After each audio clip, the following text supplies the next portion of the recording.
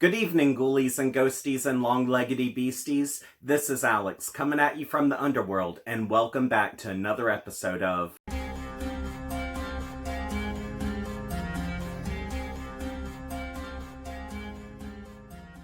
At last, the days are getting shorter and the nights are getting longer, and the temperature is finally starting to feel pleasant.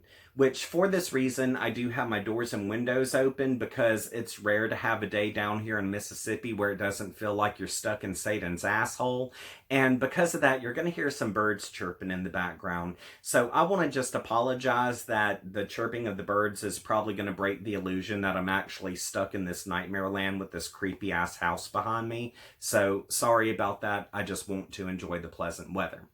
But earlier this week, I was finally able to get out my Halloween decorations, which Halloween is right around the corner, but it's not coming fast enough. And I do want to hold off another week or two, though, before I start reviewing Halloween-themed horror books. So for that reason, over the next 2 weeks, I'm going to review some books that could lead up to that holiday. And the book I'm reviewing this weekend is called The Other by Thomas Tryon, which this is a book that really bridges the gap between March and September. So reading this book during that time or any one of those months would really be suitable. And as far as going into the subject matter of The Other, I had actually watched the movie before I read the book, which I really didn't care for the movie too much. I mean, it was okay, but it's just not the best thing I've seen. And because of that, I really held off on reading the book because I just didn't really have an interest. But at a later time, I ended up reading The Paperbacks from Hell by Grady Hendrix. And this is when I discovered that The Other was one of the trailblazing books that actually redefined the horror genre. And it did pique my interest a little bit more after reading that, so I did buy the book, but I just kind of sat on it. That was until last month when my friend Tiny was like, hey, let's do a buddy read on The Other. And I was like, hell yeah, sure thing, because we've done buddy reads before and we've had a good time discussing what we've read. So I decided to finally crack this book open, and I discovered it was a million times better than the movie. But without me rambling on about how great of a book this is, let's jump back in time and go to the Perry farm and see what happens when evil runs amok in Pequot Landing, Connecticut.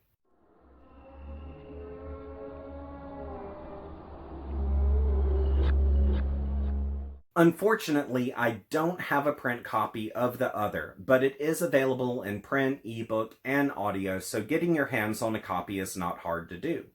Now, with The Other by Thomas Tryon, it opens up with a narrator who explains to us about this old farm that's like around 200 years old, which by the time he's telling us about this location, it's already undergone ruin.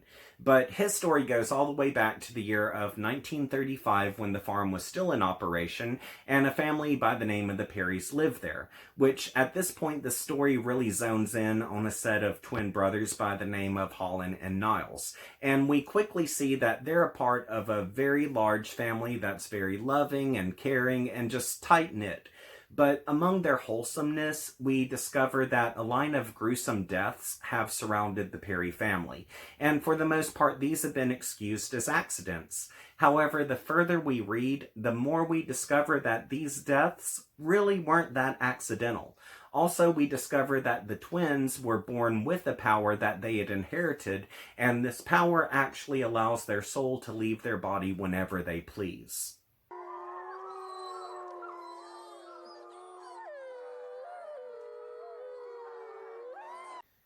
Published in 1971, Thomas Tryon's debut novel The Other sold more than 3.5 million copies, which, due to its popularity and theme, The Other found placement among classics like Rosemary's Baby and The Exorcist for presenting a groundbreaking scenario.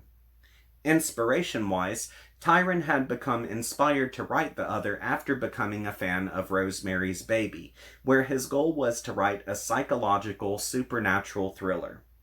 Another source of inspiration for The Other was Tryon's childhood surroundings. With Tryon having grown up in the town of Wethersfield, Connecticut, this location acted as a backdrop for the novel's fictionalized town of Pequot Landing. Originally, Tryon created The Other as a screenplay where he would serve as its writer-producer. However, the concept didn't generate enough interest among the industry for the manuscript to reach the big screen.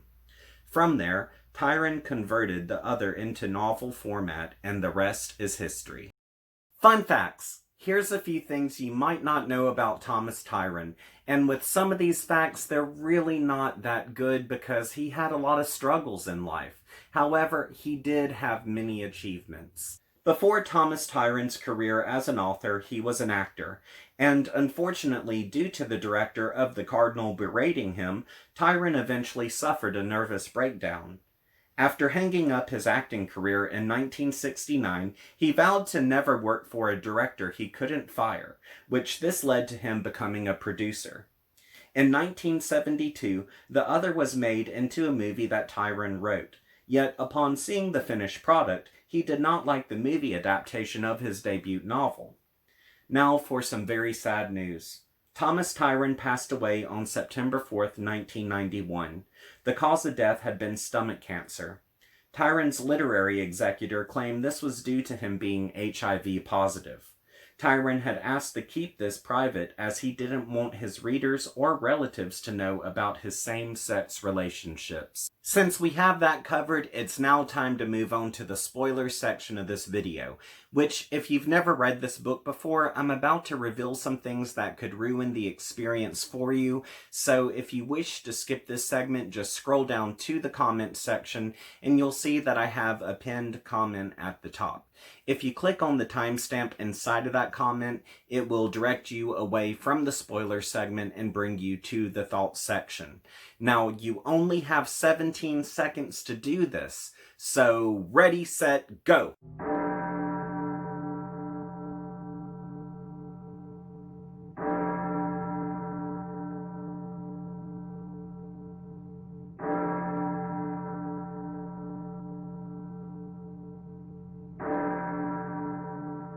Since everyone has had the opportunity to click away, I want to talk about two of my favorite scenes. Also, I want to praise the author on how kick-ass he was with his technique of being able to hold the reader in suspense. Which, the way he does this is, he has a method where he presents a dangerous scenario for his characters, then he puts that on the back burner.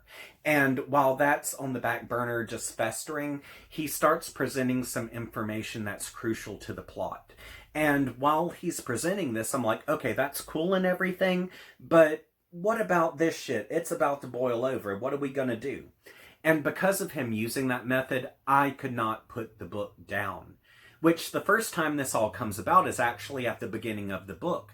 Like, we have the scene where Cousin Russell goes into the cellar and sees the twins with their dead father's ring, and Niles is not supposed to have the ring. So, for this reason, we understand that Cousin Russell is going to tell on Niles. Which, this does not bode well, of course.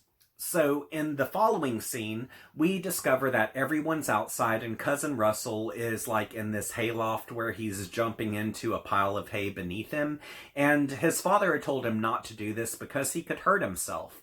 Well, I'm like, alright, well, here's our first red flag. Then, over on the side, we have the character by the name of Angelini who is collecting more hay with a pitchfork and adding it to that pile. So I'm like, all right, well, there's our weapon of choice. From there, it gets put on the back burner and we start seeing where Niles and his grandmother are playing this game. And it seems that Niles is actually astral projecting, which I'm like, okay, that's pretty cool and everything, but what about Russell over here? He is about to eat shit and we need to do something about it. And even though we can see this scene coming from a mile away, when it happens, it is still just as shocking, which I really think that this is because of how the author constructs this and the timing that he uses. But when Russell jumps out of the hayloft once again, he lands into the pile of hay where someone has placed the pitchfork that kills him. And at this moment, I was like, okay, this is one of those books where anything could happen at any time. Now, the moment that really just shocked me was at the end of this book. And even though it was in the movie, the way it's constructed in the book is just so much more devastating because we have a deeper character development. And what happens here is you see where Tori, who is the sister of the twins, has had a beautiful baby girl. And after a little while goes by, she and her husband go out to have a night out on the town, and they leave the baby with their grandmother and the aunt, which that's fine. But Niles is there, and we understand that something bad is going to happen because Niles is there. And of course, the baby comes up missing. So from here, there's a passing of days where everyone is just distraught and they're beside themselves. But there is the family gathering that's coming up, which they do this once a year to honor their grandfather Perry because he was a huge pillar of the community. And they do this just to honor him and to have a good celebration. So everything proceeds with the celebration and everyone is under the same roof. Angelini comes walking in, has a keg of wine with him. Everyone's having a great time and he starts pouring the wine and people start toasting Grandfather Perry. And all of a sudden, Tori comes down to participate. So they pour another round of wine, and as they are getting ready to serve this up, the spigot on the keg, it becomes clogged. And they're like, well, that can't be anything in there. It just can't be. It's like, there's enough wine, so the keg is not empty. Nothing should be in there clogging it. And so Angelini takes the initiative to take the lid off of the keg. And when he does this, we discover that the missing baby has been drowned in the wine, and they have been drinking the wine that has hidden the dead baby. That's messed up. And truth be it, if I was there, I would never be right again. And I mean, the thing is, the scene is not really grotesque, like it's really not described out in a grotesque nature, but the idea of what happens, it's just very disturbing. Now, with that aside, I want to comment on how original this book was. And truth be it, the whole bad seed idea, it's been done before. But it had not been done before with the topic of possession, which we understand once this is revealed that Holland had been dead since about the beginning of the book.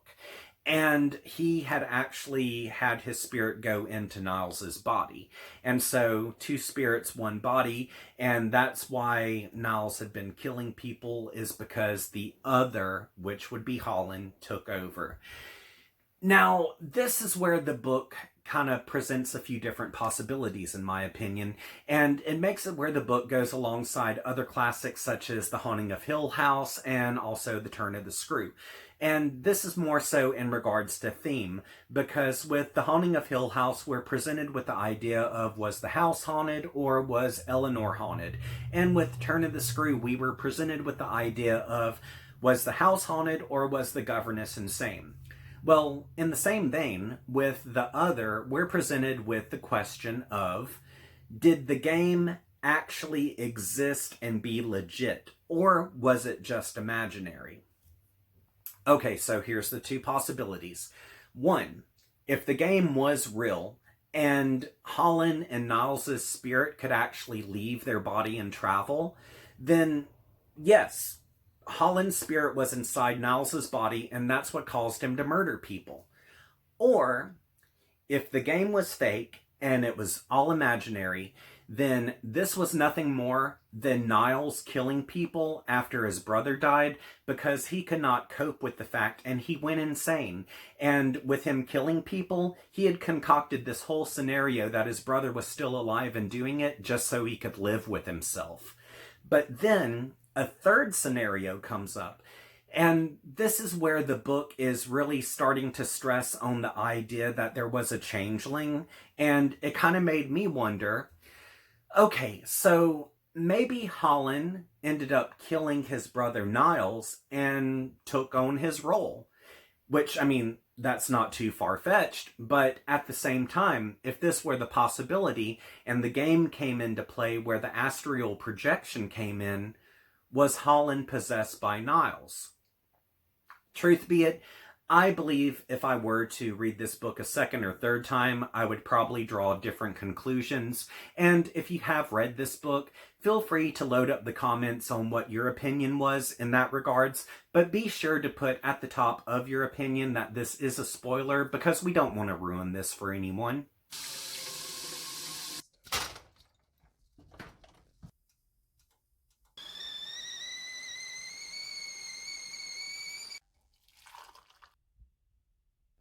Y'all, this book right here is the reason why I don't have kids and I plan not to breed. I mean, hell, I was a hellion as a kid, but I was nothing like Holland, and knowing my luck, if I had a child, it would be a little Damien or Rosemary's Baby. And truth be it, I really did feel sorry for Niles because, like, he really went through a lot. But at the end of the book, after he's been put in the asylum and everything, he claims that he's actually Holland. And nothing about this is good. I mean, this is just some batshit cray-cray stuff. And also, at the same time, with me feeling the way I did about Niles, about like just feeling sorry for him and stuff, if I were related to him, at the very least, I would send him a Christmas card. But granted, I would not put a return address on that. The other was really a phenomenal book, and one of the many things I loved about this was how the author takes horror and puts it under the broad open daylight. Like, a lot of times when you have a horrific scene that folds out, you have like a creepy or gloomy backdrop behind you, but with this, he takes the murder and puts it right under the sun in the middle of this beautiful countryside setting. And because of that, it really causes the reader to feel like they are needing to let their safety guard down and bring their awareness up, because the way I'm interpreting that is something horrific can happen at any time, any day. It doesn't matter if it's in day, night, gloomy, sunny, whatever, it's gonna happen if it's gonna happen. So that was really cool. And another thing that I appreciated about this was how the novel felt so experimental. And what I mean by that is, like, we have where there's the narrator telling his story, and then the reader actually goes into the story. And the transition between the two is very smooth. But at the same time, it's presented in a way where I had not seen this done before. So I really thought that was awesome. Now, another thing I admired about this book was the symbolism with astrology. And pretty much we have where the character Niles is admiring the Gemini sign, which that's the sign that represents Castor and Pollux. And if you're familiar with astrology, then you'll see that there's a lot of similarities between Niles and Holland and Castor and Pollux, which because of this, it adds a greater level of depth to Niles and Holland. Now, since we're on this subject of astrology, I thought it was really interesting how even though the brothers were twins, they were born on separate days because one was born before midnight, the other one after. And because of this, Niles was an Aries and Holland was a Pisces, which under most circumstances, these two signs are supposed to have balance. And that was really cool to see painted in this sort of light. Now, this is going to be me going out on a limb here, but I could not help but think beyond this. I honestly believe that maybe the author is trying to say there was something cosmically wrong with the world when this story took place. Which, the reason I say that is because we have such a great reliance on the whole astrology aspect of this book. Plus, we have where the twin brothers were born shortly after World War I. Then they had to live through the Depression, and World War II was right around the corner. So this was honestly not a good time to be alive due to all of the stress and just turmoil of the world. So that was something that I kind of pulled out of the text, and I could be just grasping at straws here, but I really just could not see beyond that. And another thing I really loved about this book was the character development, which the characters here are written in such a way that, like, whenever they were happy, I was happy for them. Whenever they were sad, I was sad with them. And so because of this, whenever something horrific happens, it makes it even all the more devastating to the reader. So the character development here was superb. And at the end of the day, did the book scare me? No, it really didn't scare me, but it did creep me out and it had me on the edge of my seat. And I really feel like this was a great book in regards to the creepy kid subgenre of horror. The other, by Thomas Tryon, is an awesome American Gothic horror novel. And if you're looking for something to read that's really not gory, but it's suspenseful and disturbing, this is totally the book for you. Which I really felt this was original, I loved the character concept, and there were a few times that my jaw did actually drop. So for those reasons, I do highly recommend this book. On to the questions. My first question is, what is a horror book you would recommend about creepy kids? Load up the comments. My second question is, do you find where the creepy kid concept is effective? Why or why not? Personally, I think it is effective because it reminds us never to underestimate anybody. Also, I think it's very unnerving that there are actual cases out there where children have murdered people. So, yeah, in fiction, it's still very effective in my opinion. But load up the comments, let me know what you think. And with that said, it's also time to close out the video, which I would like to say thank you to Lisa G and Melody Romeo, which Melody Romeo is a fiction author who focuses on historic fiction and fantasy fiction, which if you would like to check out her work, be sure to go online and get her books, which they're available in print and ebook, so they're not hard to get your hands on. And if you're wondering why I'm giving a shout out to these wonderful people, it's because they have contributed to my Patreon account.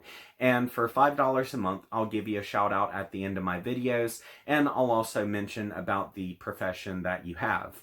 And if you would like to do $10 a month, I do have that tier option available, which you'll still receive the shout out, and you'll also receive one of my creepy photos at the beginning of every month, because I do creepy photography on the side. Once you receive that, you can print it off, do whatever you want with it. And pretty much, if you are unable to contribute to my Patreon account, that's no sweat whatsoever. All I hope is you continue to return to this channel so we can have a good time together. And if you would like to connect with me on social media, links to my Facebook, Instagram, Twitter, and TikTok, if it's still around, are all available in the description section of this video. Also, if you have not subscribed to this channel, be sure to subscribe and click that notifications bell, because I do have more book reviews coming in the near future. And until we see each other again, I hope you have a great week and sweet nightmares.